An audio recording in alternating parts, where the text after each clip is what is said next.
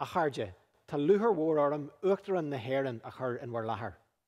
It's my pleasure to introduce President of Ireland, Michael D. Higgins, for a keynote address on heritage, healing and home. Céad míle fáilte rud a uachtaráin. May I thank Professor Paul Bartholomew, Vice-Chancellor and President of Ulster University, Dr. Sean Farren, Chair of the John and Pat Hume Foundation, and Dr. Thomas P. O'Neill III, Lieutenant Governor of Massachusetts, for the invitation to be with you today to address the American Conference of Irish Studies, hosted this year by Ulster University at their Magee campus in Derry. As we know since its foundation, Magee College continues to play a distinguished role in the Northern Ireland peace process and in conflict transformation in general.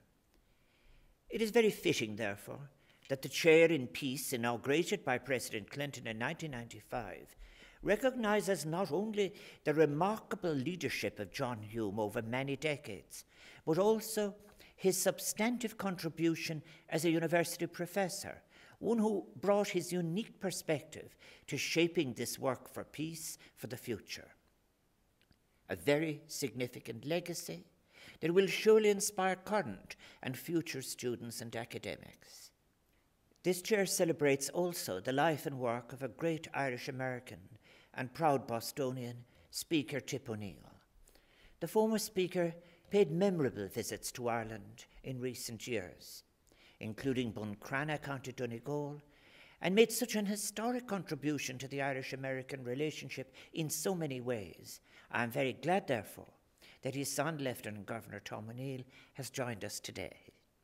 The lives and works of these leaders serve as a constant reminder of the special ties that exist between Derry and Boston, and of the need for constant vigilance in the preservation of the peace and for all the values for which they strive together, and of course the independent scholarship and true dedication of the American Conference of Irish Studies for over 60 years forms a critical part of that story, and it is a real pleasure to pay the warmest tribute to all involved.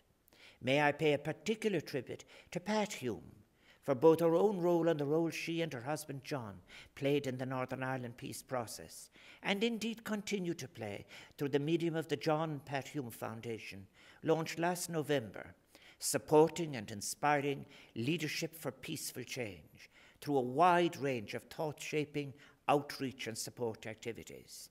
Your conference is, of course, coinciding with the anniversary of the birth of the region's patron saint, Colmcille, some 1,500 years ago.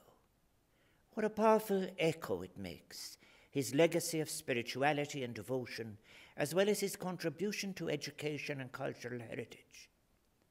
The hosting of the conference in Ulster University in Derry, Dara Colmcille in Irish, is also so apposite, being as it is at the intermix of cultural expressions and so much the richer for it.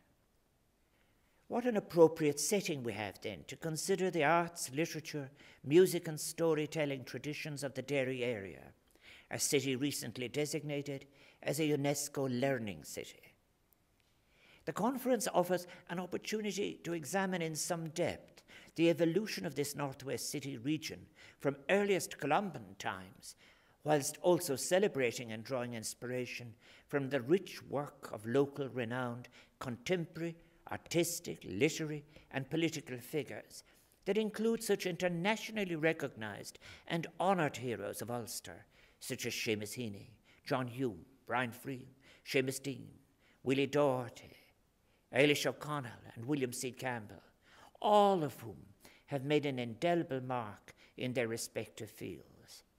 The recent death of Seamus Dean is an incalculable loss to Irish writing, as his passing represents not only the loss of a foremost critic, but of a distinguished poet, novelist, and internationally acclaimed university teacher. To Derry, he leaves the incomparable legacy of the life, the writing, the concerns, yes, the despair, but the hope and humour too, that he shared with its people, and to which so much of the work would respond. Few cities have a writer more embedded in its people, its history, its challenges, its hopes, and its unique humour. The conference theme, focused as it is on that of heritage, home and healing, invites me to reflect on some of my own experience in this area. It was one of my privileges as the founding Ara van Rijn-Allen Culturas Gaeltachta, Minister for Arts, Culture and the Gaeltacht, to introduce the bill that became the Heritage Act in 1995, which amongst other things established the Irish Heritage Council on a statutory footing. It was a matter of principle for me when I took office as Ireland's first Minister for Culture and the Gaeltacht in 1993, that heritage and culture would be elevated as a portfolio, given parity of esteem, as it were, within government, strengthened too in terms of its resourcing, so that we could identify, preserve, promote and enhance Ireland's heritage in its widest sense. All of this considerably assisted by structural funding from the European Union.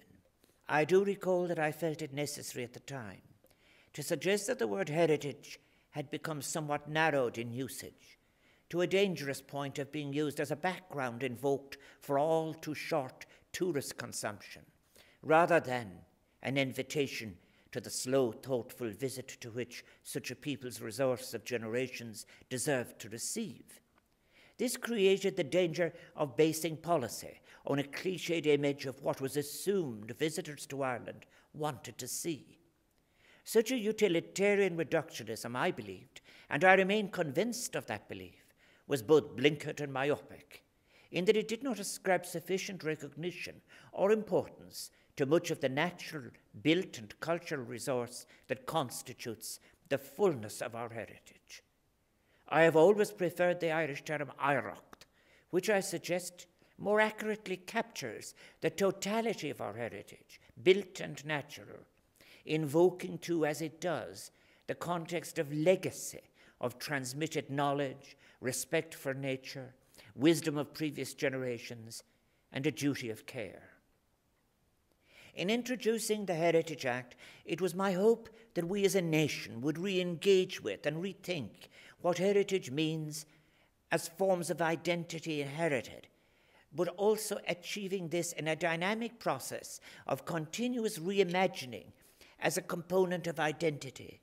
Taking the word in its widest sense, heritage or Aireacht, can be said to embrace all those elements of Irish life, north and south, which we have inherited from the generations gone before us, and whose continuing survival into the future depends on the attitudes and actions of the present, the Sauliacht, imagination, which we can share in such a task.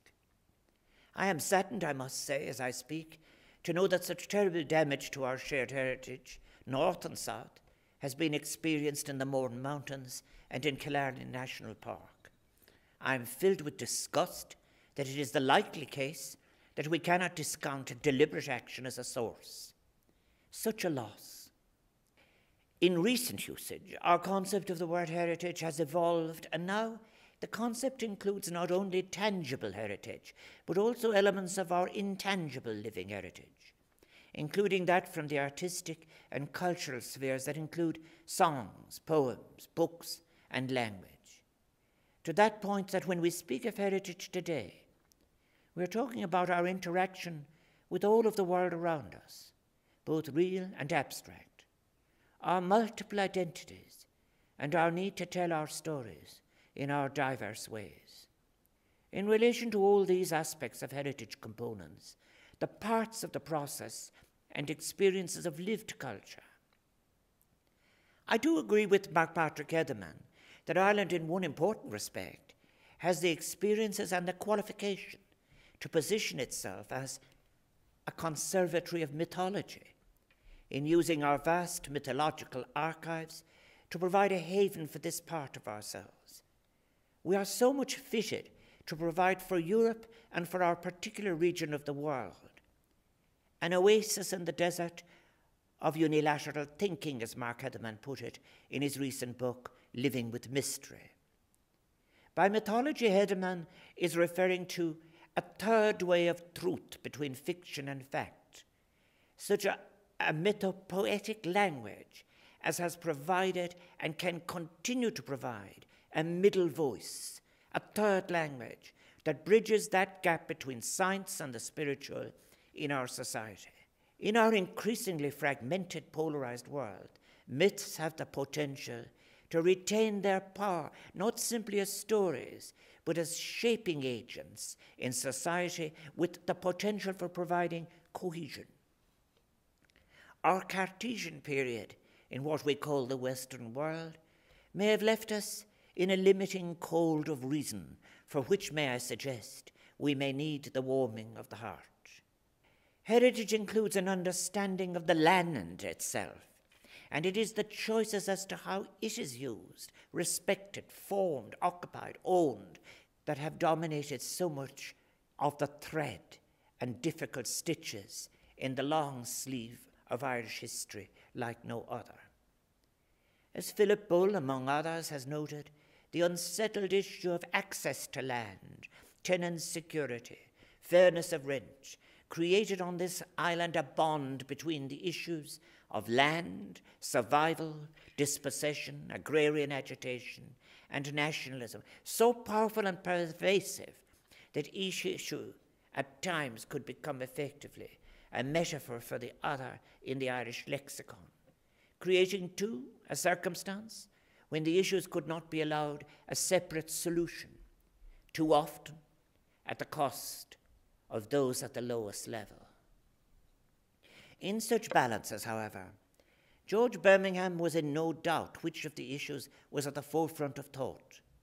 Asking his newsagent in the late 19th century as to how the vote on Home Rule had gone in London, his Mayo shopkeeper would reply, "To hell with Home Rule, it's the land we're after." Indeed, it was to be so. Land is exhaustible, capable of being used up. Changes in usage, for example, from tillage for survival to tillage for export to grazing, had immense and, as history shows, tragic consequences. Changes were most frequently implemented through eviction, house demolition, expulsion, occupation, and defeat. Not voluntary. Being driven from the land, one's shelter torn down or burned, was a major source of dispossession, and forced in time those migratory flows which became key features of Irish history for many centuries. Such dispossession, as lived in memory into the modern period, can be traced in their early forms, at least as far back as the Cromwellian land grants of the 1650s, the payments to his soldiers for the successful invasion of Ireland that would be paid for by the confiscation of estates and land held in common. With the Elizabethan conquest, the Cromwellian conquest of Ireland, and the organised plantations of English and Scottish settlers, the patterns of land ownership in Ireland were so fundamentally altered, with the old order of transhumance moving from lowlands to highlands and seasonal adjustments, and open-range cattle breeding becoming replaced by a structure of great landed estates, small tenant farmers who held precarious hold on their leases, and a mass of landless labourers who struggled to survive. Even though feudalism was not part of the Irish experience, those at the bottom experienced what were conditions of serfdom, or worse than the protected vassal of the European experience. For example, those in the lowest rung paid for a wattle shelter and a potato patch, with 200 days of labour paid to those in the rung immediately above them. As to regional patterns, the custom of tenant right, commonly referred to in Victorian Ireland as the Ulster custom, was of course a defining aspect of the land question in the north of the country. This practice, by which rural tenants claimed property rights in excess of their contracts with landlords, allowing departing tenants to exact a payment, a goodwill as it were, above the yearly rent from those who wished to replace them in their farms, thus creating two sets of relationships between tenant and landlord. In Ulster, this was a fundamental characteristic of rural property relations in the 18th and 19th centuries. Like other earlier forms of customary tenure in Scotland and the north of England, tenant rights signified the tenant's place within a community, his or her way of belonging to its history and development, and crucially, the right of the tenant's family to continue in possession in the future. In Ulster, the custom of tenant right came to signify the place of the tenant within a troublesome recall of colonial history. The new conditions involved the development of a commercial economy in what was a new property system, as well, of course, as the visual transformation of the landscape that is now very much a part of our natural heritage. An understanding of the history and course of the land question in this period of Irish history and its legacy can assist us with an understanding of the early material and human basis of conflict, violence, and division on the island of Ireland today. However, in relation to land and its insecurities, there were long periods of shared tenant struggle. For example, the Ulster custom was proposed at times within the Land League in the south, and anti-rancher and anti-grazier sentiment came forth with it at times as a demand. The Irish language, too, was shared. It is a continuous thread running through so many aspects of our heritage. It cannot be disaggregated from how for millennia the Irish related to, interpreted, resonated with, and shaped their and our world. Place names, folklore, literature, the natural world, culture, social customs, politics, and religion were all contemplated and explored through the prism of Irish sounds. The preservation of the spoken language is understandably, therefore, a key component of our efforts to understand and draw from our heritage. It is a language that, while having its distinct branch in the Indo-European tree, has, through usage and scholarship, taken into itself classical and other contemporary languages, including Old, Middle, and Modern English. Yet when we talk about heritage, the spoken language sometimes seems to be regarded as separate, disconnected, somehow located within a niche, the furniture or subsection of survivors or primitives, rather than an integral part of our heritage in all its aspects. This has to change. It is the heritage of us all. We need champions for the Irish language in the same manner that Colmcille became a champion for the dissemination of knowledge, even disturbing knowledge that would discomfort his superiors. We need to redress a situation where what we publish as heritage policy is not available in the Irish language, an unacceptable contradiction. In 2013, I had the privilege of making a personal pilgrimage to the island of Iona, where I was able to pay tribute to St. Colmcille, the abbot and missionary so synonymous with Derry, and the founder of Iona Island's greatly influential abbey. A monk who valued the creation and acquisition of knowledge, but more importantly, its dissemination, values which scholars in Ireland, north and south, have taken to heart and have made manifest across the centuries through a commendable commitment to education and scholarship. Colmcille, together with being the patron saint of Derry, was a towering figure in our island's political, diplomatic, cultural, scientific, and religious history. Known also as Saint Columba, Colmcille, as an important evangelist, is credited with founding his first monastery in what is now the modern-day city of Derry in the year 545, before spreading Christianity in what is today Scotland at the start of the Hiberno Scottish mission. His foundation of Iona Abbey created the dominant religious and political institution of the region for centuries. The legacy of scholarship which he built in Scotland and in Ireland is a profound one, a great and lasting contribution to the manuscript arts, culture, and learning. The fact that Derry's schools and churches, streets and parks, cultural and sporting clubs still bear his name, and that Columba is held in high regard by those of all faiths and none, Protestants and Catholics alike, is testament to his emancipatory, spiritual, and inclusive legacy. In many other ways, too, he was precursor of a tradition which has run through Irish letters for millennia, a tradition of migration and the cross-fertilization of cultures and ideas, be it the monks of early Christianity, to Joyce, whose artistic manifesto was defined through silence, exile, and cunning, and beyond, That Irish tradition includes a rich pre-Christian spirituality and creativity, reflected in art and ritual, and most importantly, in harmony with nature, from which ideas of the cycles of time, planting, renewal, harvesting, passage of the soul were drawn. Yet Colmcille is perhaps most well known for his work in advancing the importance of manuscript study as a source of knowledge and education. And specifically, he is noted for his notorious work on an unauthorized copy of the Gospel, which he hoped would promote scholarship of the Church. He was one of the earliest Irish monks to engage in the practice of copying and to have his monks at Durrow copy any teaching material that came into his possession, a practice that has since been so often cited as how the Irish saved civilization. Given how many church books were subsequently burned during the Dark Ages, alas, the basis of much of Colmcille's life work was to be effectively proscribed, his vision seemingly fatally obstructed in a devastating ruling against his copying of the Gospels by King Diarmid as a breach of intellectual copyright. Not long after this judgment, Colmcille was forced to live in exile in Scotland. The Irish people are a migrant people. It is an essential part of their culture.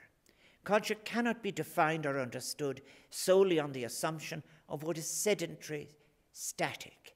Yet such a paradigm exists, neglecting what is migratory, transient, transacted. It will represent one of the most important paradigm changes in Irish scholarship when we give recognition to the limitations that a static view of society or culture represents.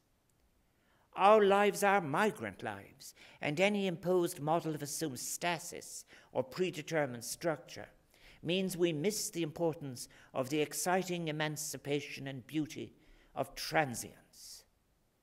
Missed in the social sciences, it is happily not so in literature. We would not want to have missed either Ulysses or Leopold Bloom. The history of Irish migration is older than the island of Ireland itself. Colmcille forms an early example of the tradition of forced or involuntary migration of the Irish emigre living abroad to flee persecution, to pursue his good work, yet never turning his back on his home and heritage. Inspired by great manuscripts which travel from Iona to Ireland, Colmcille's work is also an expression of how we each reflect our own heritage and culture and launch our own message into the world, and may do so in a way that may promote healing and may even be emancipatory, as was the case with Columba. It informs what social philosopher Hartmut Rosa describes as resonance, the feelings we experience as we relate to the world, be it with either curiosity or fear. As migrant peoples, we reflect on these matters perhaps more than most.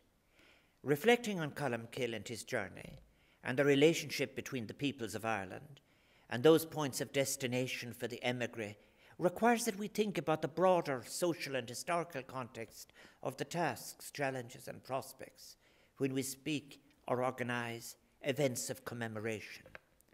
The motivation we bring to invocations of the past is inescapably moral. The past can be the source of many and different lessons, not just in relation to what is to be found and cherished as part of our heritage, but also as to the dangers, as to how it may be ransacked, used and abused to facilitate the developments of stereotypes which obstruct us, hurt us, deplete and detract or even poison our future. The positioning or sourcing of that poison in competing religious interpretations is a grave abuse, a contradiction of what Colmcille and monasticism stands for. Indeed, in their terms, a blasphemy, an insidious exploitation of other dimensions of division, divisions which need to be acknowledged, transacted, shared with the prospect in good times of understanding, even forgiveness. Popular commemoration of the past is, of course, much more than an exercise in historical excavation. The work of historians, archivists, archaeologists, and others is essential, as it is through researching and presenting a factual recovery that their work can assist in furthering our comprehension of events in our past and the lives of those who came before us. When we engage with commemoration, we are inescapably entering an area that requires ethical reflection and moral courage, as well as responsibility. And of course, all of it achieved with the necessary courtesies of discourse, aimed at a parity of narrative respected. In the course of the present decade, the decade of centenaries, we are in the midst of a period of reflection in which we consider the series of transformative historical events that would affect the lives of every person on these islands and shape our relationships for much of the past century. In Ireland in particular, we have already seen the centenary in 2012 of the Ulster crisis and the signing of the Covenant, which is a foundational moment for the Unionist community. We have in recent years marked the centenary anniversary of the proclamation of the Irish Republic, and now we are challenged to mark subsequent events which led to independence and to partition. In this decade of significant centenaries, we are challenged to engage with our shared past in a manner that is honest as to fact, authentic in aspiration, and inclusive in method, such as might assist in addressing and leading to a healing of conflicts that cannot be forgotten, but must not be allowed by their not being faced to cripple our present or future possibilities. The purpose of forgiveness, after all, as Hannah Arendt put it, is to remove the capacity of a past event to make us lose the present. The complex events we recall during this decade are integral to the story that has shaped our nation in all its diversity. Issues of the fullness of context in terms of what has been or is being taken into account or being excluded cannot morally be avoided, I suggest. I have given the title Machnamh to a series of seminars I am organising in Áras an Uachtaráin with a range of scholars from different academic institutions. The term Machnamh is an ancient Irish one, encompassing reflection, contemplation, meditation, and thought. Over the coming year, I will continue to host this series of seminars, inviting reflections on the Civil War and partition, having recently held 3 seminars focusing on various aspects of the War of Independence. Leading scholars from different settings and with an array of perspectives will share their insights on the background and context to the events of that formative period of a century ago, and will also critique the nature of commemoration itself.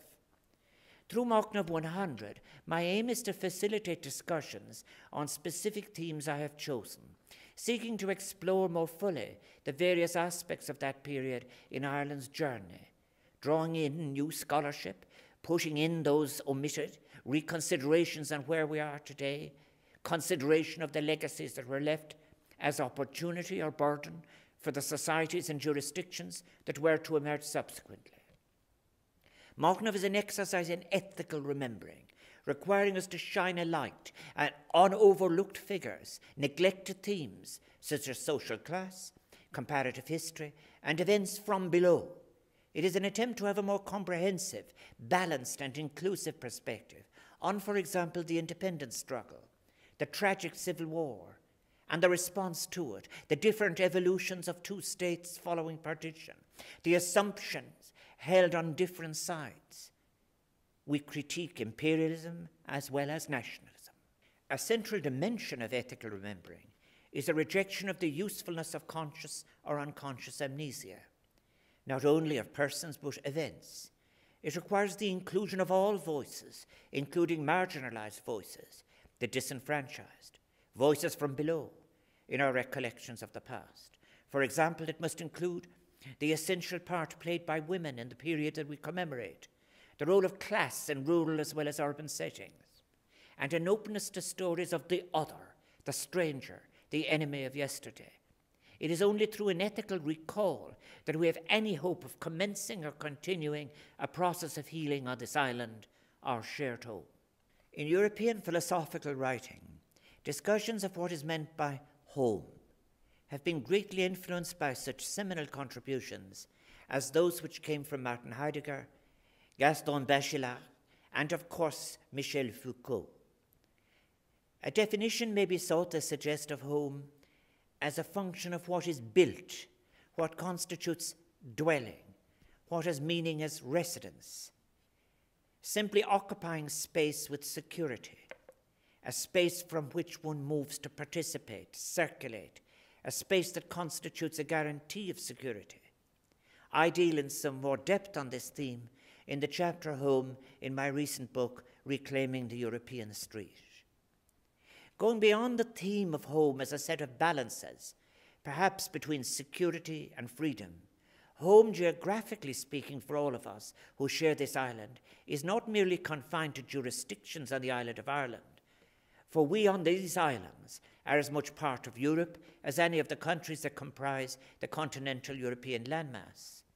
We accept, too, global responsibilities, be it for peace, justice, or the shared responsibility we have undertaken in relation to climate change, sustainable living, or anticipating and preventing global conflict.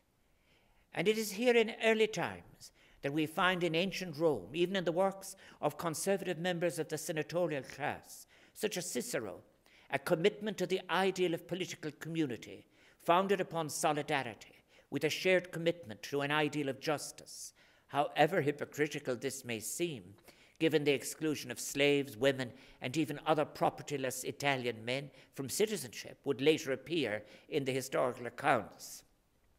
This ideal of home, of course, also suffused the civic life of Athens, finding its memorable expression in the politics of Aristotle and the orations of Demosthenes. It provided a basis for an ideal of home as a set of relationships and shared commitments, rather than a settled place, as important as place was. In our contemporary circumstances, then, questions about where and what Europe is have featured prominently in the social sciences and humanities, as well as in political discourse.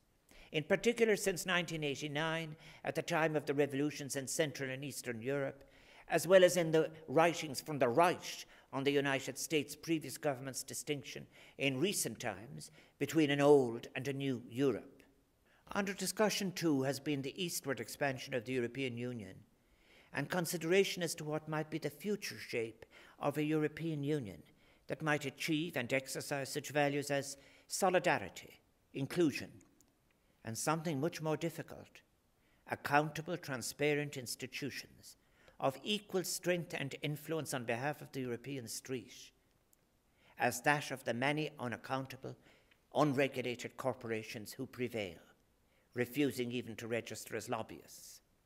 As to the physical definition of home, I believe that one doesn't have to make a choice between home as it is defined as region, land, or history, and being European or global.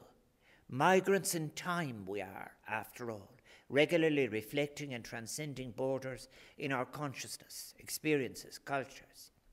We are always on the move. Life is movement, conscious or unconscious. Using journeys in pursuit of a vision as a metaphor in his book Revisioning Europe, Frontiers, Place, Identities and Journeys in Debatable Lands, Ulrich Köchl, Emeritus Professor of Ethnology here at Ulster University, has, I suggest, explored key issues for contemporary Europe and its future development from an interdisciplinary perspective, grounded mainly in European ethnology, cultural anthropology, human geography, and political economy. This is most valuable, perhaps, in times of a near-dominating metric hubris, insufficiently appreciated work that can help us to arrive at a better understanding of how unities with difference respected can emerge, disappear, reappear. This important work of Ulrich Köchl offers reflections concerning migration within and into Europe, boundaries, heritage and tradition, socioeconomic structures, processes and change, and the role of ethnology in education and cultural practice. Professor Köchl's book, framed and enriched as it is by personal reflections from an original, incisive and brave scholar on changing visions of Europe, suggests how we might make a fresh envisioning of a displaced continent. The role that political and increasingly even more unaccountable processes in a financialized version of economy are playing in preventing any deeper inclusive integration in solidarity of European societies has been so striking in recent times. The erosion of the protective role of the state has affected individual choices in several domains, as Köchl notes. Structural constraints on citizens and groups have led to negative trends impacting on opportunities and aspirations, leading to a diminishing of social cohesion in Europe. Such lost cohesion is now seen as a potential impediment for any deeper European integration. Alternative economic theory to the failing paradigm exists. It is there, for example, in Mariana Mazzucato's The Entrepreneurial State, or Ian Gough's seminal Heat, Greed and Human Need. The basis of a paradigm shift has been laid out. We must be allowed to have a thought in our institutions of higher learning. The situation in this regard is far from pluralist in either Europe or North America. Our academic institutions are well colonized with a single version, uncontested paradigm that has failed. Cockell's narrative correctly emphasizes, too, the important role that social actors play in the process of social, political, economic, and cultural transformation in what has been an increasingly borderless Europe. Social agency is crucial. This is not about romanticizing the importance of social ties or any permanent imaginary place of belonging that Cockell calls Heimat, home. Rather, it is about the importance of how life is experienced, what conservative sociologists in the past might have called socialization, what Hartmut Rosa or I would call resonance or belonging, and what political scientists might term institutional constraints. Citizens have a need for more than shelter, a need to belong, to be of a space into which intimacies have been poured. Such institutional constraints are not mere abstractions. They represent individual and group choices. They may confirm, but also contest, and thus make choices and memories change in social institutions, political structures, and the choices of other agents, thereby facilitating dialogue and exchange of options. As Ulrich Cockell's book makes clear, all of these have played an essential function in linking generations, transmitting social norms, and ensuring political stability across Europe since the end of World War II. The breakdown of a transcendental purpose for peace, shared fulfillment as represented by social constraints at the European level, is now driving geographically, socially, and culturally disparate segments of European society apart. The sustainability of any future socially inclusive European integration is now fragile, as the late Zygmunt Bauman noted, aided by the rise of a narrow version of consumption and of populist politics and exclusionary narratives of us and them, narratives that divide and reinforce notions of the other as a source of fear rather than as a source of curiosity, wisdom, experience as a fellow citizen. We have defenses available, ones that could bond or help cohesion. To these narratives, for example, we might oppose the achievement for all of the measures that are in the European Pillar of Social Rights. We tend to neglect our history, our origins, how infrequently we hear of how migration inwards and outwards has shaped who we are as Europeans, was the source, helped shape our influences, our values, our sensibilities. Why are we so anxious to forget how the Islamic world and Spain saved Greek philosophical thought for us, which would be translated in turn by Irish monks, and thus help save us from Europe's darkest period?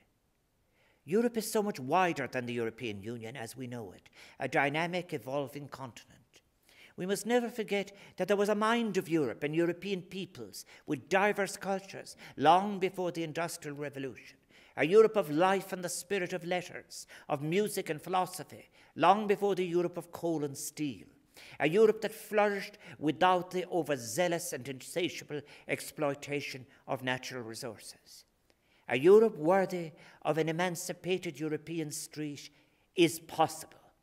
A Europe that embraces a rebalancing of ecology, economics, and ethics, that champions and engenders human rights and universal access to services, that is open, inclusive, cohesive, and stands in solidarity both with its citizens and those less fortunate, is a Europe worth fighting for. Such a Europe was that as was envisaged in 1941 on their prison island by Altiero Spinelli and Enrico Rossi, when they gave us the Ventotene Manifesto. It tells you so much of how the European Union is envisaged to simply contrast the frequency of reference to either the coal and steel community of Schuman with the Ventotene Manifesto. The Europe for which we must write, agitate and work by hand and brain is one that is not just for our benefit in the European Union, but for those future generations whom we would wish had the opportunity to inhabit a peaceful, harmonious world, one supported by a sustainable vision of economy and society, one enriched by a diversity of cultures. All of the people of Europe have a part to play in reclaiming the European street.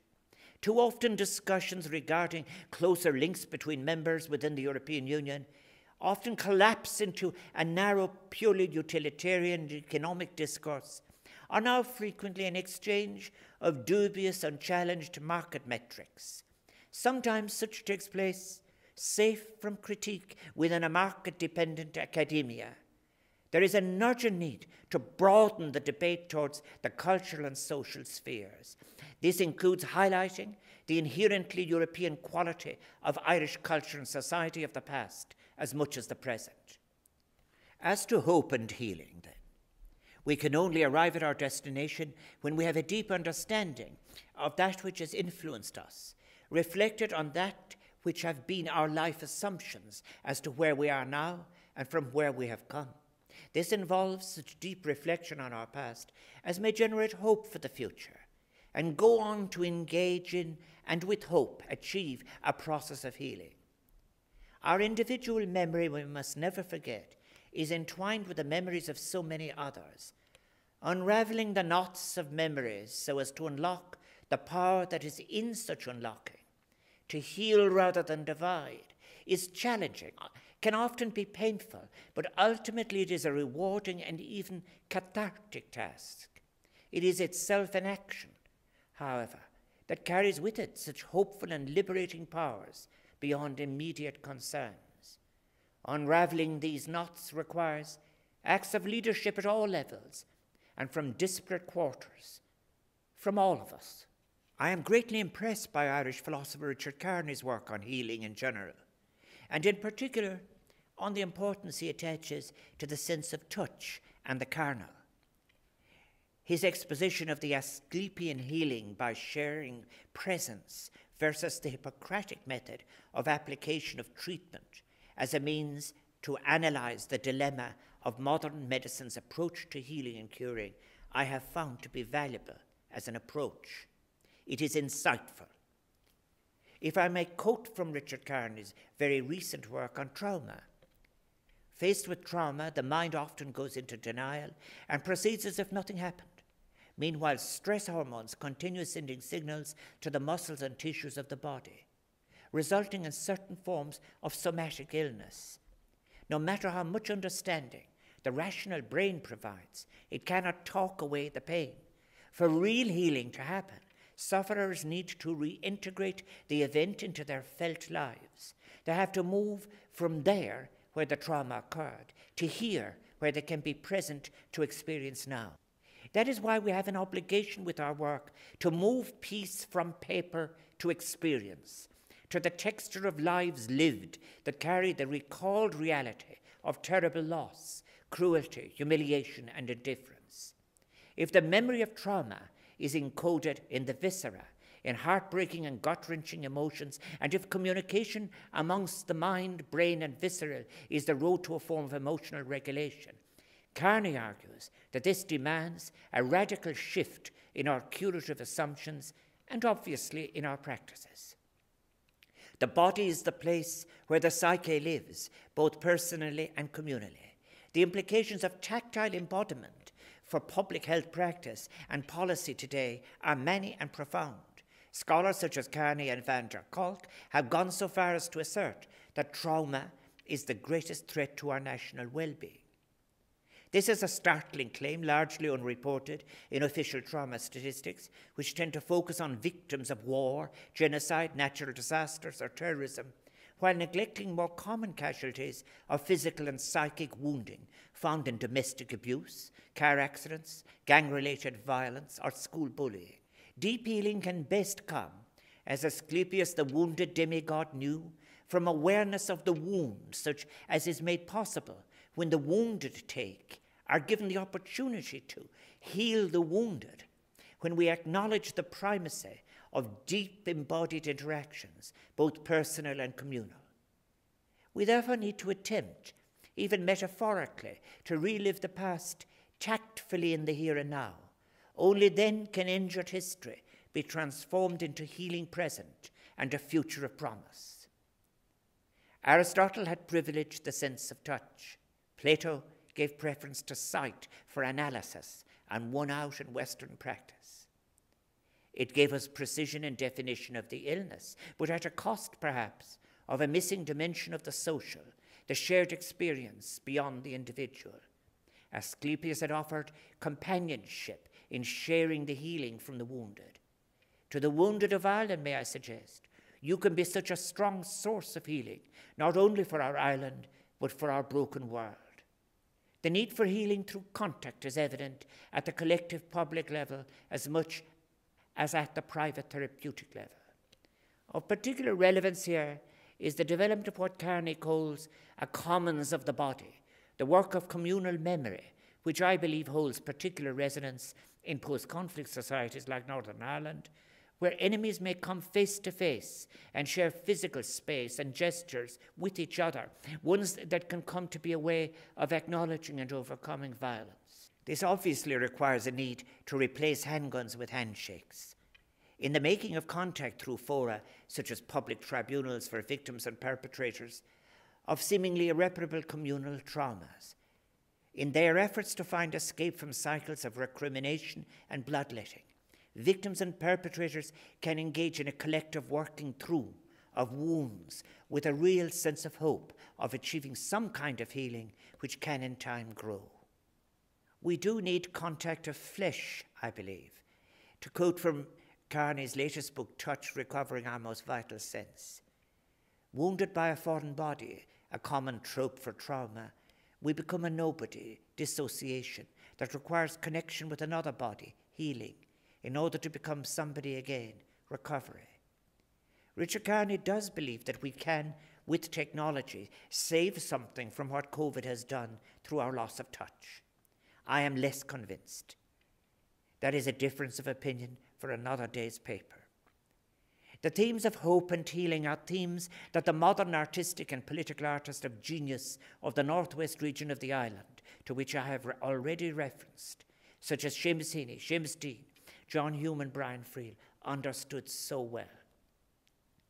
In his Nobel Prize speech, John Hume spoke of his hope for Ireland. We all join with him in these aspirations at his moment of recognition and celebration.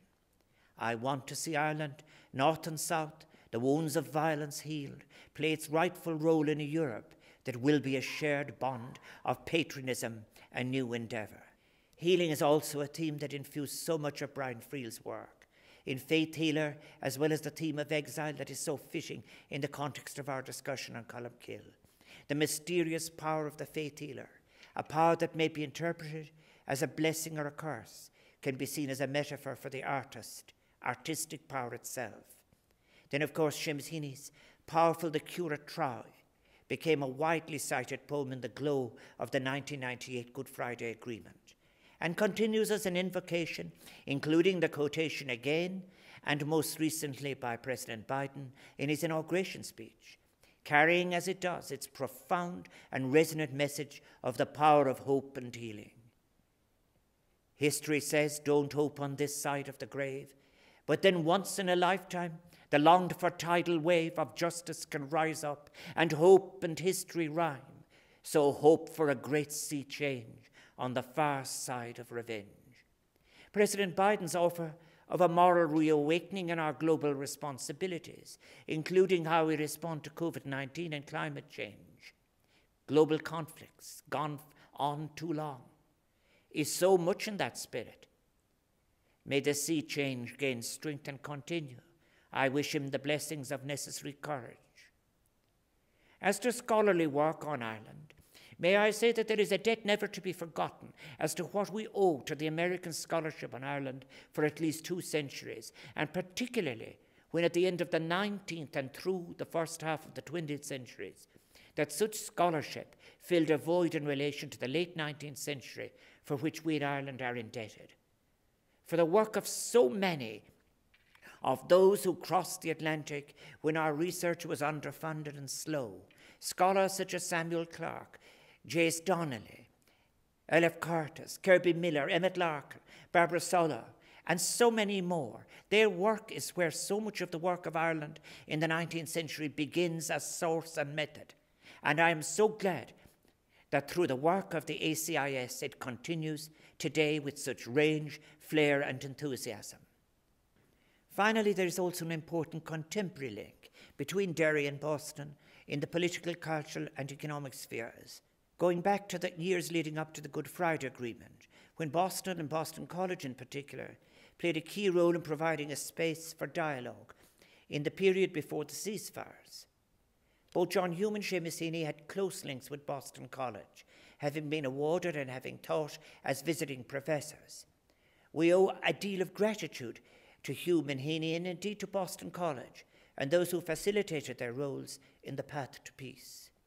If we are to achieve the benefit of ethical remembrance in such a way as will lead to the creation of diverse, complex, shared memory at peace with the past, in the interest of a present or future understanding, it will be important to work on the capacity to listen, to have the courage to listen to and recognize often difficult facts from our past, facts and events that, while they may be uncomfortable, painful even, constitute, however, a necessary prerequisite for any meaningful healing.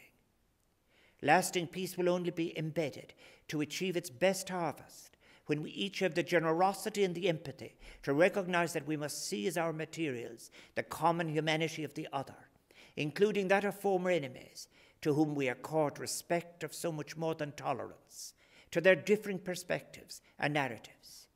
For the sake of the future we will share, we must be unshackled from the snares of the past.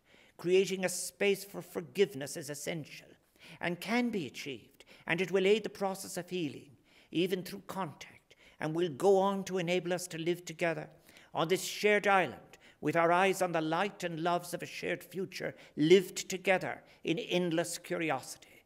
Nothing closed. Féidirachtaí gan teorann. As storytellers too, we Irish through the ages know that narrative models are powerful tools for advancing peace and reconciliation. The time has come for us to use, Richard Kearney gave it to us as a concept, an ethics of narrative hospitality, a narrative which will have the capacity to replace our past entrenchments, offer hope and openness to others. By adopting such an approach, we may nurture memory and remembrance and use them as strong foundations for a shared agreed future on what is our mutual home, this island of Ireland, where the healing has to commence and endure, whether it is that we dwell in it, recall it, care for it, or imagine it. That is our shared challenge. Ganairi lenar nirachti, garamahagi eliog, isper banacht. Garamohiget Uachtaran. Sincerest thanks to President Higgins for that unique and inspirational contribution from Aras and Uachtaran.